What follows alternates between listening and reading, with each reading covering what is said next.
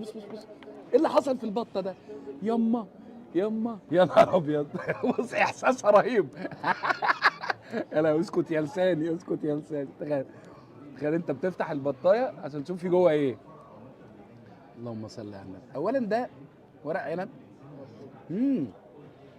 البصل ده استوى جوه دكر البط. اوف. بس فيديو ده نهار اسود. يا ام عدون. تعالى يا احمد، تعالى يا احمد.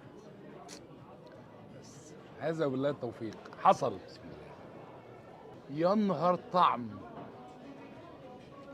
الشيف